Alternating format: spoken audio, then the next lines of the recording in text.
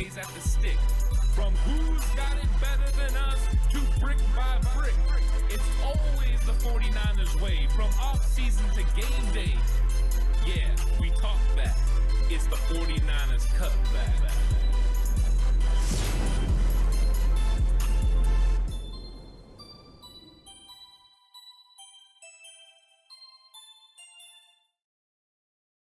It's 49 Cutback Podcast time. Welcome to the show, news update show.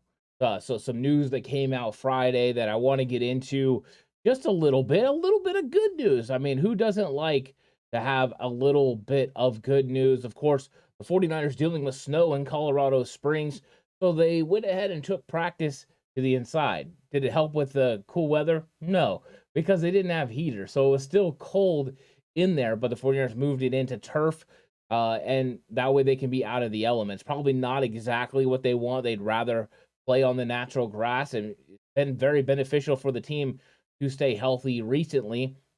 And there's really not a lot of games that are going to be played on turf during the remainder of the season. So the 49ers are looking to stay healthy. And one thing that really helps with them getting healthy is Samson Ebukam returned to practice today. So that is good news. He had limited participation, of course. He was on the side field the day before working with trainers. This time, he's back in limited capacity, which means he's probably going to be available for Monday's game against the Arizona Cardinals. That is fantastic news. So you get Ebukam back. I think that's what you're hoping you're going to get, as you move forward, is Ebukam. Now, one guy who did not show up to practice was Eric Armstead. Kyle Shanahan got everyone's hopes up early in the week, saying that potentially Armstead could be available for this game. We're getting sort of towards the end of the week, so we got one more day of practice. If Armstead does not practice that day, more than likely he will not play against the Arizona Cardinals. So it's a wait and see with Eric Armstead. It looks like we're going to get Samson Ebukam back, but Armstead might be continue to wait until we get further down the road. Could it be New Orleans the week after? Maybe even a further wait like Miami for December 4th. Who knows what we're going to get. But right now, it doesn't look like Armstead's going to be back, but we will have Samson Ebukam. Now, Mooney Ward was somebody that didn't show up to practice. So Mooney Ward wasn't able to come in and be a part of everything that's been going on. He said they had a personal day for him, and he wasn't showing up. So Mooney Ward not at practice. Kyle Shanahan said, of course, he's going to be okay to go for the game, but a lot of people thought he'd be back for this practice. He was not.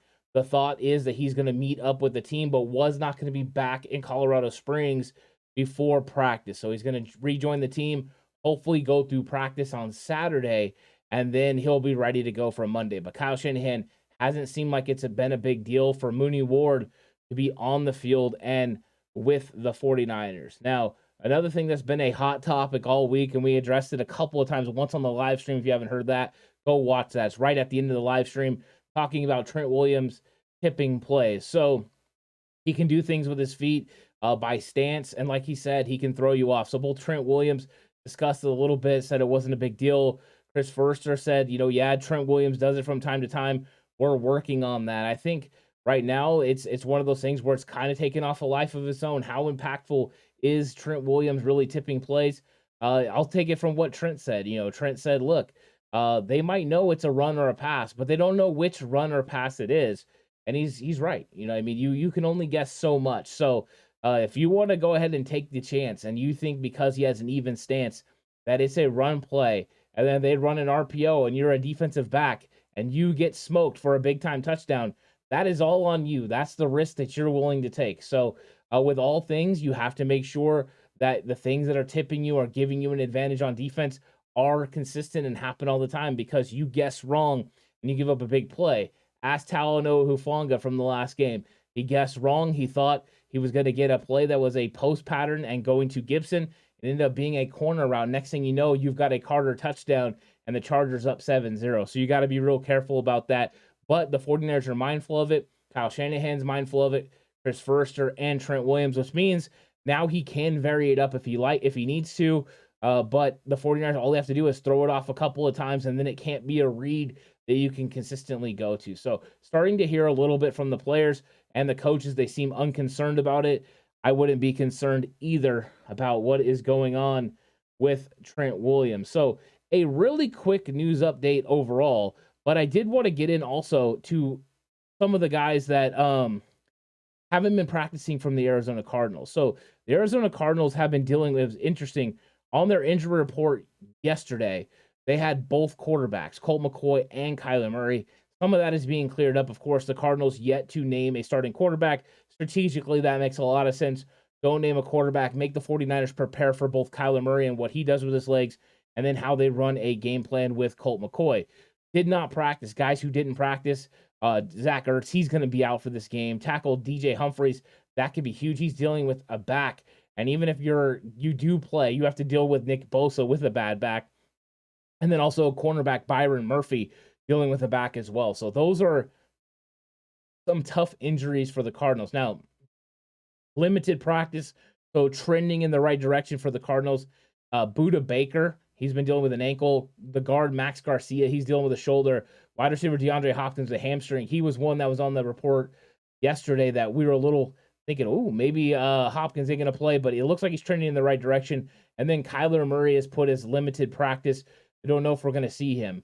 The reason I don't know if we're going to see him is linebacker Marcus Golden returned from illness, but quarterback Colt McCoy was a full participant in practice. So McCoy, fully healthy. Kyler Murray potentially still out. There was a report earlier this week he was going to be out another week or two. So that could mean that Colt McCoy is set to start on Monday night. And then Matt Prater, of course, full participant in practice, the kicker. So he's going to be out there. So interesting news on the injury front from the 49ers getting Samson Ebukam back.